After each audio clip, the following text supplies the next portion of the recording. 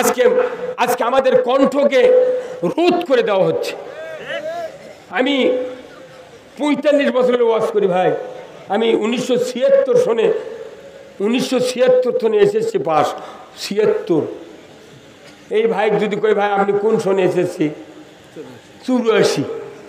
তাও 2 বছর গ্যাপ দিছি। আল্লাহ এখনো সুস্থ রেখেছেন। আমার 13টা মামলা দিয়ে বগুড়া কোটো ধারতে তার পায়ের বেদনা ধরে গেছে। মিছে কোনো কামত জানি বক্তৃতা করেছি নান্দিগাঁও কি হচ্ছে দেখ না মামলা দিয়ে কথা কন। কেউ আবার কয় হুজুর জেল কাটা সুন্নত। আমি কই ভাই তুই এত বড় সুন্নত ছাড়ু যুগে কেন ভাই তোকে মাই করে দিয়ে তুই আসিস চরে 4 দিন জেলে থাকলে তুই বোক মা করে রাখবি। এই কথা কর তুই সুন্নত। নাই কো খাতা নাই করে কলম নাই কো মোবাইল সূর্য ডুবার আগে মোদের ঘরে লাগাই খিল। জেলখানাতে একবার আমার ঠাকুর থেকে ধরে নিয়ে এলো মিসেই ধরে নিয়ে এসে জেলত দিল।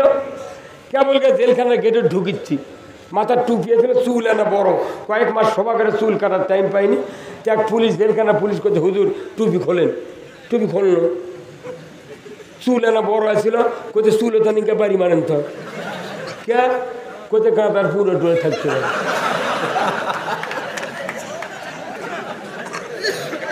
আমি 201টা বিয়ে পড়েছি এই দেবেন 201টা।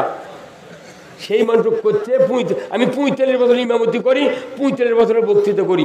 কোনো অকারেন্টের সাথে আমি জড়িত নাই। আমি কোরআনের পক্ষে কথা বলি।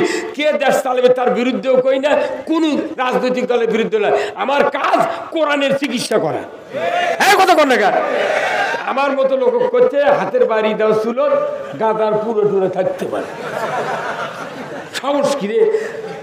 পরে আমি দেখা এখন ভাই আপনি ম্যাট্রিক পাস কোন শোনে করছে যে 95 ম্যাট্রিক পরীক্ষার ছাত্র আমার 76 শোনে এসএসসি পাস তা কি করছে চুলত ঝাড়ি দাও। আমার মনও মরে গেল রে। রাষ্ট্র ক্ষমতা হলো আর্থিং। আমি বলবো সুদ হারাম রাষ্ট্র সুদ হারাম করবি। আমি বলবো নামাজ কায়েম করো রাষ্ট্র শক্তি নামাজ কায়েম করবি।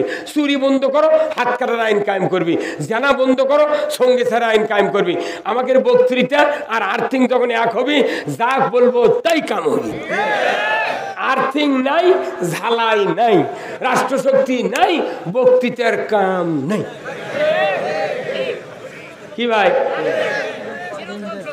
আমার ভাইয়েরা মুত্তাকি হলে মানুষকে আল্লাহ তাআলা বিপদ থেকে কিভাবে রক্ষা করে দেখুন।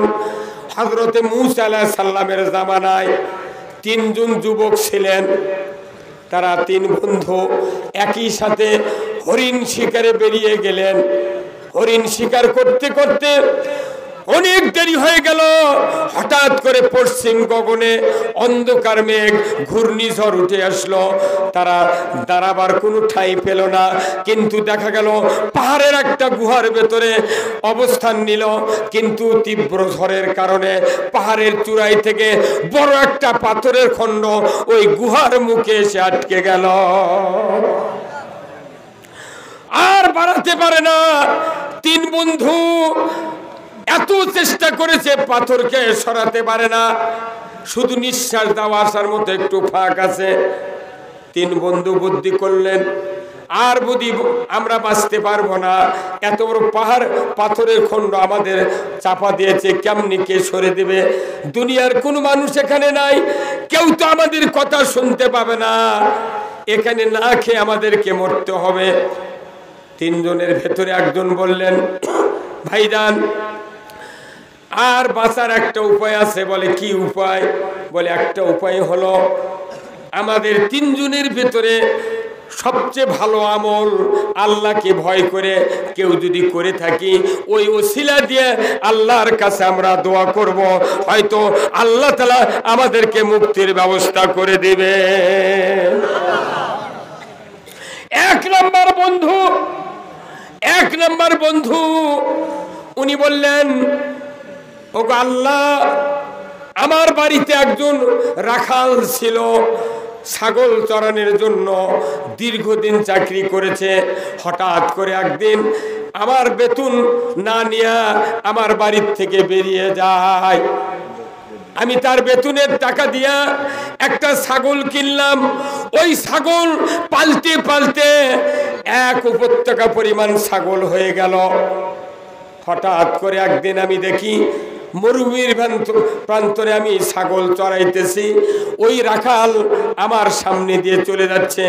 আমি বললাম, আল্লাহ, ও আল্লাহ, আমি ওই দিন রাখালকে বলেছিলাম, রে রাখাল ভাই, তুমি আমার বাড়িতে শ্রম দিলে, কাজ করলে, বেতন তো তুমি নাও নাই, কেন চলে গেলে আমাকে না বলে? তুমি আমার বেতন যে পাবে আমার থেকে, এই বেতনটা তুমি নিয়ে যাও। বলে, আমাকে তাহলে বেতন যদি দেন, বেতন এখনই দিয়ে দেন। বলে, তোমার বেতন স্বরূপ এই যে আমার সামনে এতগুলি ছাগল দেখতেছ, পুরা ছাগলের পাল তোমার বেতনের জন্য দিয়ে দিলাম। লোকটির কথা শোনা মাত্রই ওই রাখাল বলল, ও মুনিব, আপনি আমার সাথে কি আলাপ ঠাট্টা করছেন?